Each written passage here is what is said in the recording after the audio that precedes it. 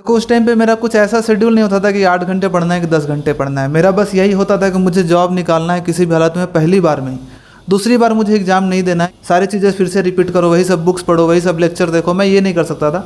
तो मेरा यह था कि जितना भी मेहनत करना है मुझे पहले अटेम्प्ट में ही करना है और पहले बार में ही मुझे निकालना है। गवर्नमेंट जॉब जो लेते हैं ना वो काफ़ी इंटेलिजेंट होते हैं, काफ़ी अच्छा बैकग्राउंड होता है, इंग्लिश मीडियम वाले होते हैं वही लेते हैं, पर ऐसी बात नहीं है।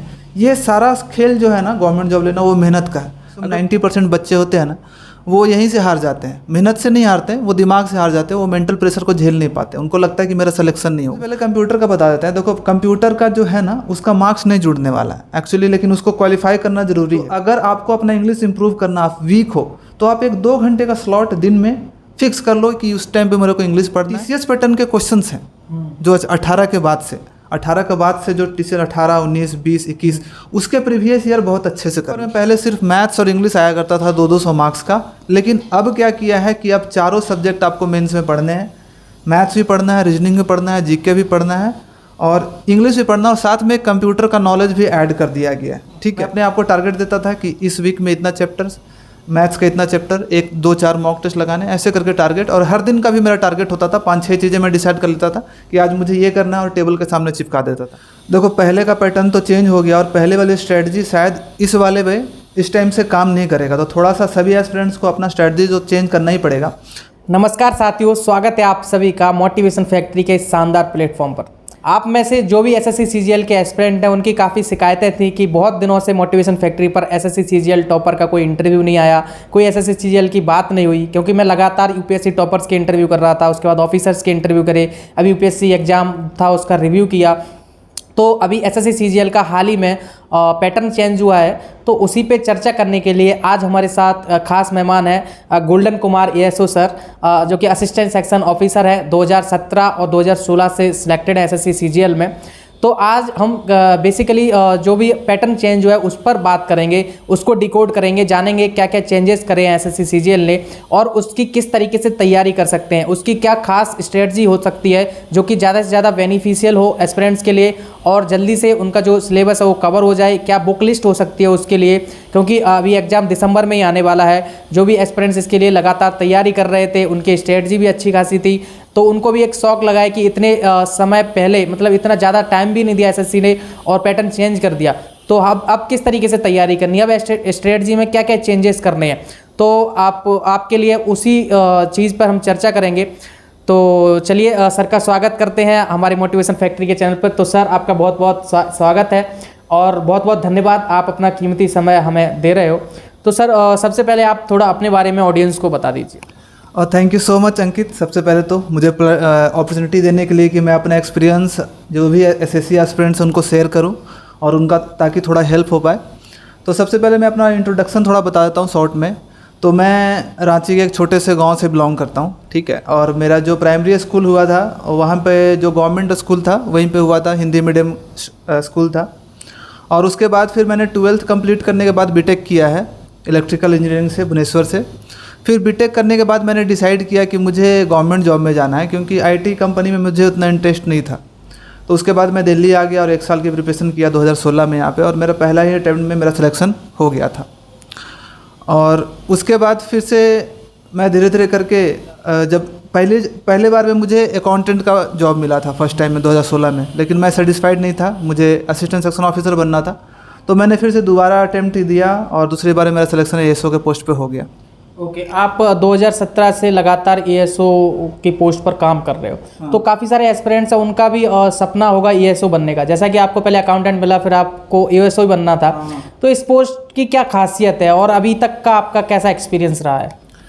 ये पोस्ट काफ़ी अच्छा है। सबसे बड़ा बेनिफिट तो इसका ये है कि इसका ट्रांसफरेबल नहीं है। बहुत सारे जॉब्स होते हैं ना कि अगर आपका प्रमोशन होता है तो एक सिटी से दूसरे सिटी में आपको ट्रांसफ़र कर दिया जाता है, जिससे कि आपका फैमिली में थोड़ा सा दिक्कत हो जाता है बच्चों के एजुकेशन को लेकर। लेकिन ASO में सबसे अच्छी बात ये है कि यहाँ पे आपका परमानेंट पोस्टिंग दिल्ली में ही होता है। आप चाहे जो भी पोस्ट पे रहो, आपका जब प्रमोशन होता है फिर भी यहीं रहते हो। वर्क प्रोफाइल भी अच्छा है और इसमें ऑफिस वर्क है, ऐसा कोई पब्लिक डीलिंग नहीं है, तो आपका पर्सनल लाइफ और फैमिली लाइफ बैलेंस रहता है। सैटरडे संडे हमेशा लगभग ऑफ रहता है। 9 to 5 का जॉब है और अच्छी जॉब है, प्रमोशंस भी अच्छे हैं इसमें। ओके, आपने फर्स्ट अटैम्प्ट में क्रैक किया, लेकिन जो बहुत सारे एस्पिरेंट्स इसमें स्ट्रगल कर रहे हैं, तो आपने कितना समय दिया आप पढ़ाई को? जैसे कुछ घंटों में डिवाइड करते हैं कि मुझे 8 घंटे पढ़ना है डेली, मुझे 10 घंटे, ऐसा कुछ आपका क्या शेड्यूल रहता था उस टाइम? देखो उस टाइम पे मेरा कुछ ऐसा शेड्यूल नहीं होता था कि 8 घंटे पढ़ना है कि 10 घंटे पढ़ना है। मेरा बस यही होता था कि मुझे जॉब निकालना है किसी भी हालत में, पहली बार में ही। दूसरी बार मुझे एग्ज़ाम नहीं देना है कि मेरा इस बार नहीं हुआ फिर से सारी चीज़ें फिर से रिपीट करो, वही सब बुक्स पढ़ो, वही सब लेक्चर देखो, मैं ये नहीं कर सकता था। तो मेरा यह था कि जितना भी मेहनत करना है मुझे पहले अटेम्प्ट में ही करना है और पहले बार में ही मुझे निकालना है। मैं टारगेट बनाता था कि जैसे इस वीक में मुझे ये चैप्टर कंप्लीट करना है, उसके लिए मुझे जितना पढ़ना पड़े वो पढ़ता था। ऐसा नहीं कि आज मुझे 8 घंटा पढ़ना, 2 घंटा ये, 2 घंटा ये, 2 घंटा ये, वैसे कंप्लीट नहीं हो पाता था। मैं अपने आप को टारगेट देता था कि इस वीक में इतना चैप्टर्स, मैथ्स का इतना चैप्टर, 1 2 4 मॉक टेस्ट लगाने, ऐसे करके टारगेट। और हर दिन का भी मेरा टारगेट होता था, 5 6 चीज़ें मैं डिसाइड कर लेता था कि आज मुझे ये करना है और टेबल के सामने चिपका देता था ऐसे। और ये तो आपकी जर्नी हो गई और आपने बताया किस तरीके से आप पढ़ाई करते थे। अभी इस वीडियो का जो खास मकसद है, जो कि अभी हाल ही में एसएससी सीजीएल का पैटर्न चेंज हुआ है, तो उस पे इस वीडियो का टाइटल भी यही होने वाला है कि complete strategy and book list for SSC CGL 2022। तो उसके लिए आप सर बताइए, पहले तो आप इसको थोड़ा डिकोड करिए कि किस तरीके से पैटर्न में चेंजेस किए गए हैं, क्या क्या सब्जेक्ट ऐड कर दिए हैं और क्या क्या किसका वेटेज बढ़ा दिया है, किसका घटा दिया, थोड़ा इसको थोड़ा बताइए। देखो पहले का पैटर्न तो चेंज हो गया और पहले वाली स्ट्रेटजी शायद इस वाले में इस टाइम से काम नहीं करेगा, तो थोड़ा सा सभी एस्पिरेंट्स को अपना स्ट्रेटजी जो चेंज करना ही पड़ेगा। पहले क्या था कि आपका जो प्री का भी मार्क्स और मेंस का भी मार्क्स जुड़ता था और साथ में एक डिस्क्रिप्टिव पेपर भी होता था, एस्से, लेटर राइटिंग उस पर था। लेकिन अभी क्या कर दिया गया है कि अभी प्री के मार्क्स को क्वालिफाइंग कर दिया गया है, उसका मार्क्स जुड़ेगा नहीं, उसमें सिर्फ पास करना है, कट ऑफ बनेगा, मेंस का पेपर देना है। और मेंस का पेपर में पहले सिर्फ मैथ्स और इंग्लिश आया करता था 200 मार्क्स का, लेकिन अब क्या किया है कि अब चारों सब्जेक्ट आपको मेंस में पढ़ने हैं। मैथ्स भी पढ़ना है, रीजनिंग भी पढ़ना है, जीके भी पढ़ना है और इंग्लिश भी पढ़ना है, और साथ में कंप्यूटर का नॉलेज भी ऐड कर दिया गया है, ठीक है। और टोटल जो मार्क्स है, पहले 700 मार्क्स का होता था पेपर सीजीएल का, लेकिन अब सिर्फ 390 मार्क्स है मेंस का जो मार्क्स है, बस उतना ही में आपको अपना एग्ज़ाम देना है और उसी में आपका कट ऑफ बनेगा, फाइनल मेरिट लिस्ट बनेगा, ठीक है। और जो चेंजेस आई है जैसे कि कंप्यूटर ऐड हो गया, एक नया चीज़ है, और डिस्क्रिप्टिव पेपर को हटा दिया गया है, उसके जगह पे सिर्फ टाइपिंग टेस्ट है नॉर्मल। ओके, सब्जेक्ट कंप्यूटर हो गया, मैथ, रीजनिंग और जीके जीएस, ये 4 सब्जेक्ट है। तो चलिए इन सब्जेक्ट के लिए अब किस तरीके से स्ट्रेटजी बनानी है? जैसे किसी का वेटेज ज़्यादा है, किसी का कम है, तो उस हिसाब से समय भी कम ज़्यादा देना पड़ेगा। ऐसा नहीं है कि रीजनिंग 25 नंबर की आ रही है तो रीजनिंग पर लगे हुए हैं। तो इसके लिए सर आप बताइए कि किस तरीके से किस पे ज़्यादा समय देना है और इसके लिए किस तरीके से स्ट्रेटजी बनाएं, और आगे हम इसके लिए बुक लिस्ट भी आपसे जानेंगे कि कौन सा बुक किसके लिए बेस्ट हो सकता है। देखो सबसे पहले तो ये है कि हमको स्टेप बाय स्टेप स्ट्रेटजी बनानी पड़ेगी। पहले प्री का एग्ज़ाम होगा तो हमको प्री तो क्वालिफाइंग करना ही है। प्री में अगर फेल तो आप फिर मेंस तो दे नहीं सकते। तो प्री में कोई चेंजेस नहीं आए हुए हैं, जो पहले था 50-50 मार्क्स का, 50 मैथ्स, 50 इंग्लिश, 50 रीजनिंग और 50 जीके, वही है, ठीक है। और उतना ही मार्क्स का 200 मार्क्स का है और 1.5 मार्क्स जो है वो आपका माइनस होता है अगर गलत होता है तो इसमें आपको कोई स्ट्रेटजी चेंज करने की ज़रूरत नहीं है। जैसे आप पढ़ रहे थे पहले वैसे ही नॉर्मल पढ़ते रहना है। मेंस के टाइम पे आपको चेंज करना होता है, तो अभी प्री में आपको कोई चेंज करने की ज़रूरत नहीं है। जैसे आप ऑलरेडी जो स्ट्रेटजी है यूट्यूब पे अवेलेबल है लोगों का, टॉपर्स का, वही कंटिन्यू कर सकते हो, लेकिन मेंस में आपको चेंज करना है। अब मेंस में क्या करना है वो मैं बताता हूँ। तो नहीं, प्री में भी आपको थोड़ा सा ध्यान देना पड़ेगा, क्योंकि अब जो वेटेज है, पहले था कि मेंस में आपको सिर्फ मैथ्स और इंग्लिश के बल पे आप निकाल सकते थे, लेकिन अगर आपको जीके अच्छा नहीं है और रीजनिंग आपका स्ट्रांग नहीं है तो आप हो सकता है कि मेंस के मेरिट लिस्ट से बाहर हो जाए।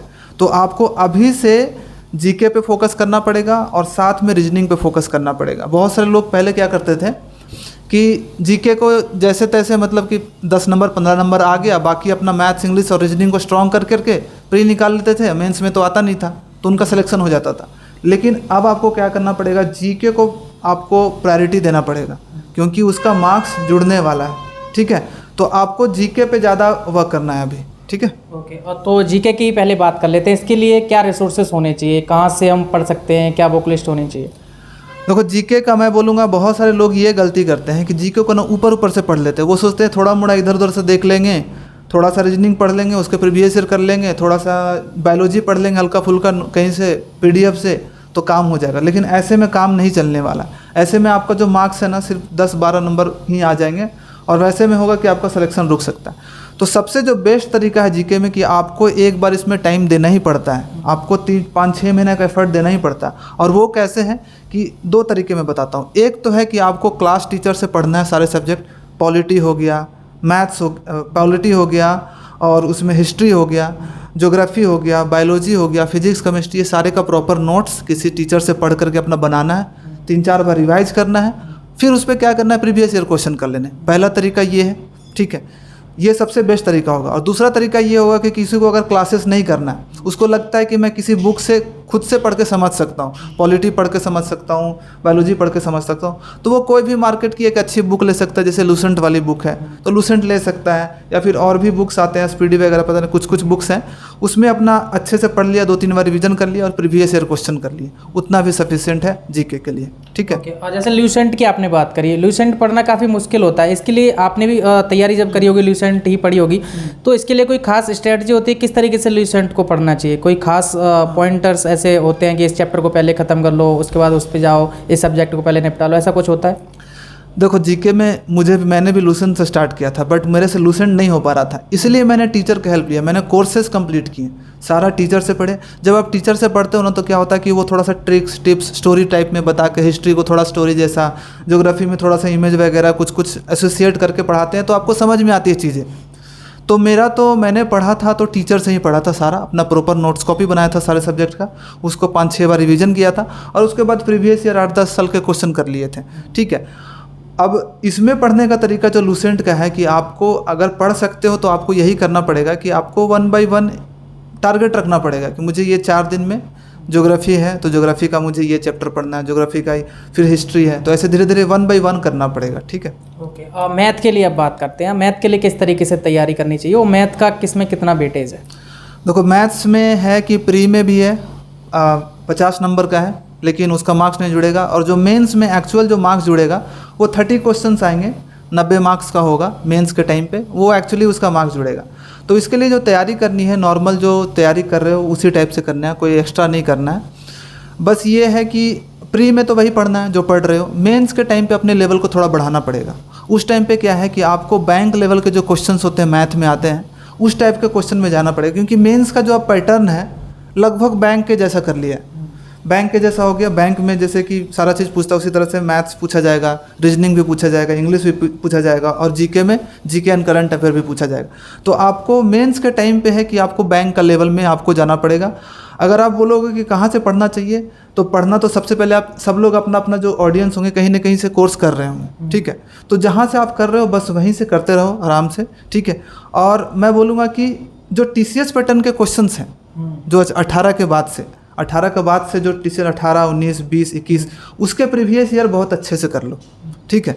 3-4 बार कर लो, एक बार करने से नहीं होता, 3-4 बार जब कर लोगे तो वही सब क्वेश्चन जो 70% होते हैं ना रिपीट होते हैं। तो बस आपको यही करना, अपना कोर्स जहाँ से भी टीचर से कर रहे हो, प्लस साथ में TCS पैटर्न के क्वेश्चंस आपको जो भी बुक मिल जाता है 18 के बाद, आप वो कर लो, उतना सफिशिएंट है मेरे को लगता है। ओके, अभी हमने जीके जीएस की बात कर ली, मैथ की बात कर ली, अब आते हैं इंग्लिश पर।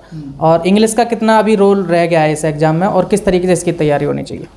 इंग्लिश का काफ़ी ज़्यादा रोल हो गया इसमें, क्योंकि अब इंग्लिश में सबसे ज़्यादा वेटेज जो है ना, जो मेरिट लिस्ट बनने में है, वो इंग्लिश का ही है, ठीक है। तो इसमें 45 क्वेश्चन है, 30 क्वेश्चन है, 30 है मैथ्स के, 30 रीजनिंग के, 45 क्वेश्चन इंग्लिश के, और 25 क्वेश्चन हैं तुम्हारे जीके के। तो इंग्लिश का बहुत बड़ा रोल है। अब इंग्लिश को कैसे इम्प्रूव करना है, तो इंग्लिश में बहुत सारे कैटेगरी के लोग होते हैं। एक होते हैं कि बहुत वीक होते हैं, एक होते हैं कि जिनका इंग्लिश ठीक होता है, समझ लेते हैं। तो मैं बेसिक से बताता हूँ कि जिसका एकदम वीक है उसको क्या करना चाहिए। तो इंग्लिश में जो सबसे ज़्यादा इम्प्रूवमेंट करता है वो करता है आपका रीडिंग, अंडरस्टैंडिंग इंग्लिश का। तो उसके लिए आपको रीडिंग डालना चाहिए। मैं बोलूँगा कि अगर आपका बेसिक ठीक नहीं है ना इंग्लिश में, तो आप रीडिंग डालो डेली आधे घंटे, और वर्ड मीनिंग याद करो, जितना वर्ड मीनिंग याद कर सकते हो। जब ये दोनों चीज़ स्ट्रांग हो जाता है, ठीक है, तब जा करके आपको प्रीवियस ईयर का वोकैब्स को याद करना पड़ता है। अब प्रीवियस ईयर वोकैब्स के लिए आप बहुत सारे बुक्स हैं, आप कोई भी ले सकते हो, आपको कंफ्यूज नहीं होना। आप कोई भी एक बुक उठा लो, नीतू सिंह उठा सकते हो, ब्लैक बुक है वो उठा सकते हो, या फिर आपके पास भी कोई बुक होगा जिससे आपको अच्छा लग रहा है पढ़ने, आप वहाँ से बस कंटिन्यू करो। बट ये है कि मल्टीपल टाइम रिवीजन करना। बट ये मैं बोलूँगा कि जो इंग्लिश है, इंग्लिश में आपको थोड़ा सा लेवल बढ़ाना पड़ेगा, अंडरस्टैंडिंग बढ़ाना पड़ेगा। उसके लिए आपको इंग्लिश में रीडिंग डालना पड़ेगा, पैसेज सॉल्व करना पड़ेगा रेगुलर, और क्लोज टेस्ट सॉल्व करना पड़ेगा रेगुलर, ठीक है। और वही TCS पैटर्न के जो क्वेश्चन है लास्ट 4 ईयर्स के, उसको भी सॉल्व करना है। ओके। और इंग्लिश का जैसे आपने रीडिंग का बोला, कैब का आपने बोला, उसके लिए आप शुरुआत कर सकते हैं। लेकिन खासकर जो एस्पिरेंट्स बहुत ही वीक है इंग्लिश में, और इंग्लिश से बहुत पहले से ही परेशान थे और अभी क्वेश्चंस और बढ़ा दिए तो और उनकी टेंशन बढ़ गई है। अब ये शुरुआत अगर जैसे कोई कर रहा है एस्पिरेंट्स, तो उसने कोचिंग भी कहीं से नहीं लिया है, तो उसके लिए आपके पास कोई ऐसा स्ट्रेटजी कोई है कि वो शुरुआत कैसे करे कि उसको मज़ा आने लगे इंग्लिश में? क्या शुरुआत में डर लग जाता है फिर वो आगे पढ़ नहीं पाता, तो कैसे कर सकते हैं? देखो, मेरा भी इंग्लिश था ना, हिंदी मीडियम बैकग्राउंड से, तो मेरा भी इंग्लिश काफ़ी वीक था, ठीक है। तो उसके लिए मैंने क्या किया कि इंग्लिश को अगर आपको इम्प्रूव करना, तो सबसे पहले आपको एक रीडिंग डालने वाली हैबिट ना डेवलप करनी पड़ेगी। अब आप रीडिंग डालने सोचोगे तो कि न्यूज़पेपर स्टार्ट कर देंगे, तो वहाँ पे आप बोर हो जाओगे, आप वहाँ पे कंटिन्यू नहीं कर पाओगे। तो आपको वही कंटेंट्स पढ़ने हैं जो आपको समझ में आए। तो मैंने स्टार्ट किया था वो NCERT की जो 6 क्लास की बुक आती है, 5 क्लास की इंग्लिश की स्टोरी बुक्स आती है, वहाँ से पढ़ना स्टार्ट किया था। वहाँ से रोज़ मैं एक चैप्टर पढ़ता था, एक स्टोरी पढ़ता था, उसके जो भी वोकैब्स होते थे वहीं पर अंडरलाइन करके मीनिंग खोज करके और लिख देता था। ऐसे कर करके 5 क्लास के, 6 क्लास के, 7 क्लास के 3-4 बुक मैंने 2-3 महीने में कंप्लीट कर लिया। मैंने एक पर्टिकुलर टाइम फिक्स कर लिया था कि मुझे ये 2 घंटे है ना, 6 से 8 का टाइम शाम का, मैंने फिक्स कर लिया था मुझे अपना इंग्लिश इंप्रूव करना है। उसमें मैं अपना रीडिंग डालता था और प्रीवियस ईयर जो वोकैब्स थे वो याद करता था, और कभी कभी मन करता था तो क्लोज टेस्ट और पैसेज भी सॉल्व करता था। तो अगर आपको अपना इंग्लिश इंप्रूव करना, आप वीक हो, तो आप एक 2 घंटे का स्लॉट दिन में फिक्स कर लो कि उस टाइम पे मेरे को इंग्लिश पढ़ना है, और उसमें सबसे पहले रीडिंग डालो। आप रीडिंग के लिए मैंने बता दिया NCERT की जो स्टोरी बुक्स हैं वहाँ से पढ़ना, नॉवेल्स पढ़ सकते हो, और उसके बाद फिर से वो कैप्स याद करो, धीरे धीरे करके इम्प्रूव हो जाएगा 5-6 महीने में। अभी आप कंप्यूटर और रीजनिंग बच गया अपना, कंप्यूटर रीजनिंग के लिए फटाफट से आप बता दीजिए किस तरीके से तैयारी करनी है और क्या क्या रिसोर्सेज होने चाहिए। तो सबसे पहले कंप्यूटर का बता देते हैं। देखो, कंप्यूटर का जो है ना, उसका मार्क्स नहीं जुड़ने वाला है एक्चुअली, लेकिन उसको क्वालिफाई करना ज़रूरी है। उसमें भी कट ऑफ बनेगा, उससे अगर कम आएगा तो आपका जितना भी मार्क्स लाओगे वो सब 0 हो जाएगा। तो उसमें क्वालिफाई करना है, लेकिन उसका मार्क्स नहीं जुड़ेगा, ये बात याद रखना है। बट मैं कंप्यूटर बोलूँगा कि बहुत ज़्यादा हार्ड नहीं आने वाला, बेसिक क्वेश्चन ही आएंगे जो आते हैं, ऑब्जेक्टिव क्वेश्चन के, input output device, RAM ROM, ये। तो उसके लिए जो लूसेंट की बुक आती है ना, अगर आप उतना पढ़ लोगे तो उतना भी सफिशिएंट है। लूसेंट की बुक आती है पतली सी कंप्यूटर की बुक, वो पढ़ लो। और फिर क्या है कि आप यूट्यूब पे सर्च कर सकते हो, कोई भी कंप्यूटर्स के जो ऑब्जेक्टिव क्वेश्चन करवाते हैं कुछ भी, वहाँ से कर करके आपका हो जाएगा। उसके लिए कोई एक्स्ट्रा आपको कोई बैच लेने की ज़रूरत नहीं है, ठीक है। बस इतना ही बोलूँगा। और रीजनिंग की है तो रीजनिंग में आपको थोड़ा सा ध्यान देना पड़ेगा, क्योंकि पहले तो रीजनिंग का वेटेज सिर्फ प्री में था, लेकिन अब मेंस में भी आ रहा है 30 क्वेश्चन। और 30 क्वेश्चन जो आएंगे, ऐसा नहीं कि इजी वाले आएंगे, आपको बैंकिंग लेवल में मूव करना पड़ेगा मेंस के टाइम पे। प्री के टाइम पे तो आपको जो नॉर्मल चल रहा है TCS पैटर्न वाले क्वेश्चन आ रहे हैं उसी को करना है, लेकिन मेंस का जब आप प्रिपरेशन करोगे, जब प्री एग्ज़ाम हो जाएगा, आपको 3 महीने का गैप मिलेगा, उस टाइम पे आपको क्या करना है कि जो बैंक वाले क्वेश्चंस आते हैं उनके क्वेश्चंस को आपको टच करना पड़ेगा, वहाँ से आपको सॉल्व करना पड़ेगा। जैसे कि हो गया उसमें कोडिंग डिकोडिंग जो बैंक के आते हैं, जो सिटिंग अरेंजमेंट बैंक्स वाले आते हैं, और जो सिलोगिज्म जो बैंक लेवल के आते हैं, वो उस टाइप के क्वेश्चन आपको करके जाना पड़ेगा, क्योंकि थोड़ा सा लेवल हार्ड होगा। ओके। रीजनिंग के लिए कोई खास बुक आप सजेस्ट करना चाहोगे? रीजनिंग के लिए कोई ऐसा बुक नहीं है, कोई ऐसा तो कोई खास बुक तो नहीं है। आपको जो भी बुक से पढ़ रहे हो, मैं बस ये बोलूँगा TCS पैटर्न के प्रीवियस ईयर क्वेश्चंस ले लो, बस उतना सफिशिएंट है। और अपना जो कोर्स जहाँ से भी कर रहे हो, जो भी टीचर से कर रहे हो, सब लोग अपना अलग अलग टीचर से कर रहे हो, जहाँ से भी कर रहे हो अच्छे से करो। बस एक चीज़ याद रखना कि रीजनिंग में ट्रिक्स को याद रखना बहुत इंपॉर्टेंट है। जैसे कि अगर कोडिंग डिकोडिंग है तो आपको A से Z तक सारे वर्ड्स को एकदम अच्छे से याद होना चाहिए, उसका रिवर्स भी याद होना चाहिए। सिटिंग अरेंजमेंट है तो उसमें सिटिंग अरेंजमेंट कुछ फार्मूलाज होते हैं आपको याद होगा। सिलोगिज्म है तो सिलोगिज्म में आपको अच्छे से प्रैक्टिस होना चाहिए। नंबर सीरीज है तो उसमें आपको स्क्वायर, क्यूब, ये सब आपको टेबल्स वगैरह याद होने चाहिए। 100 तक आपको क्यूब याद होना चाहिए, 20 तक स्क्वायर याद होना चाहिए, 50 तक एकदम माइंड में एकदम फिक्स होना चाहिए। ये सब आपके लिए हेल्पफुल रहेगा, ठीक है। ओके सर, अभी हमने स्ट्रेटजी पर चर्चा कर ली, बुक लिस्ट पर चर्चा कर ली, लेकिन ये तभी सार्थक है जब आपकी मेंटल हेल्थ अच्छी हो, मोटिवेशन आपके अंदर हो, पढ़ने का जज्बा हो, तभी ये सार्थक है, तभी बच्चे पढ़ सकते हैं।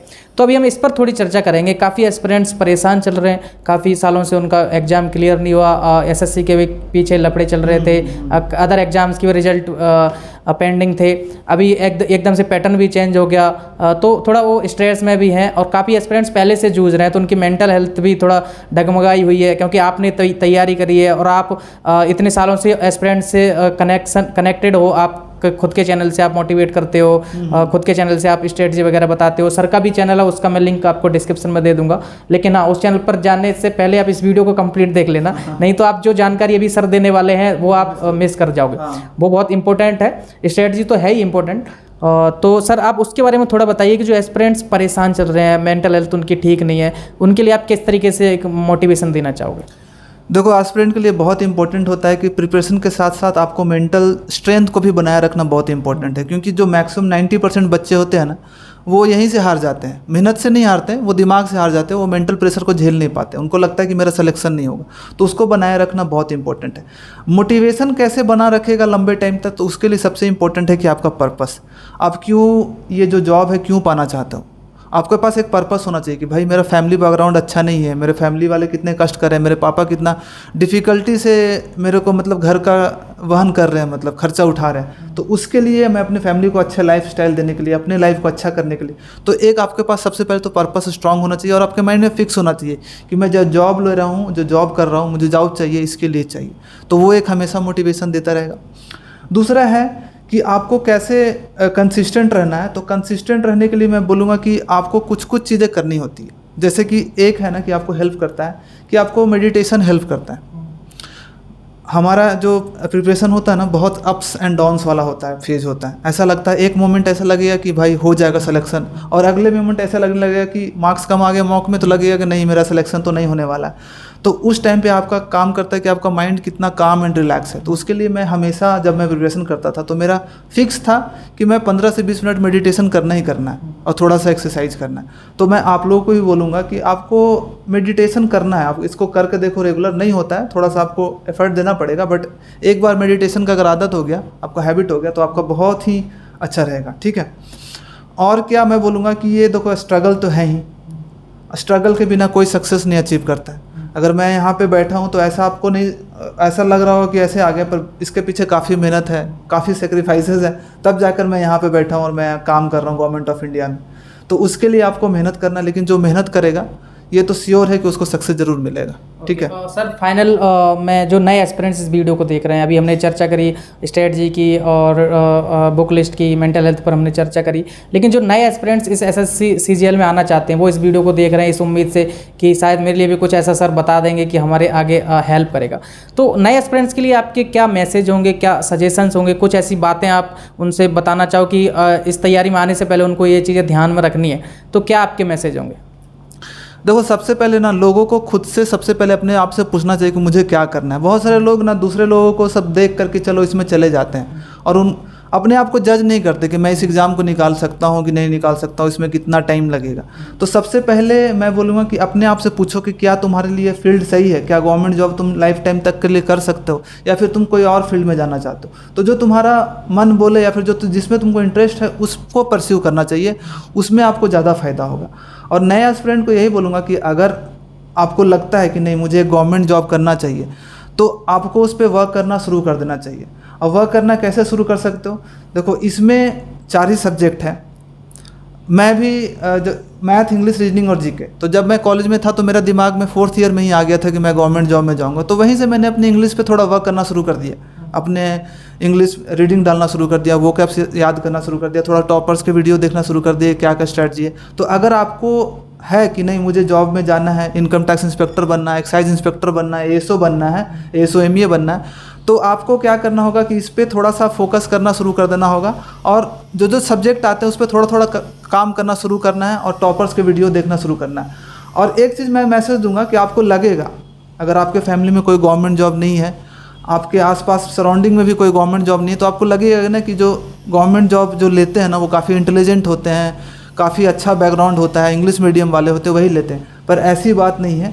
ये सारा खेल जो है ना गवर्नमेंट जॉब लेना, वो मेहनत का है। अगर तुम 1 से 1.5 साल कड़ी मेहनत कर दिए, सब चीज़ को सारा फोकस को हटा के सिर्फ इस पे फोकस करके तो आप आराम से इस जॉब को ले सकते हो। लेकिन ये है कि डेडिकेशन आपको दिखाना पड़ेगा और बहुत सारी चीज़ें आपको प्रिपरेशन के टाइम पे झेलना पड़ेगा, तभी आप ऑफिसर बनने के लायक बन पाओगे। ठीक है, चलिए तो सर इस वीडियो को यहीं पर ख़त्म करते हैं। उम्मीद करते हैं आपने यहाँ तक वीडियो देखा है। अगर यहाँ तक देखा है और अच्छा लगा है तो लाइक कर देना, और आगे भी ऐसे ही कंटेंट अगर आप देखना चाहते हो तो चैनल को सब्सक्राइब कर लेना। चलिए दोस्तों, यहाँ तक वीडियो देखने के लिए thank you so much, bye bye and take care.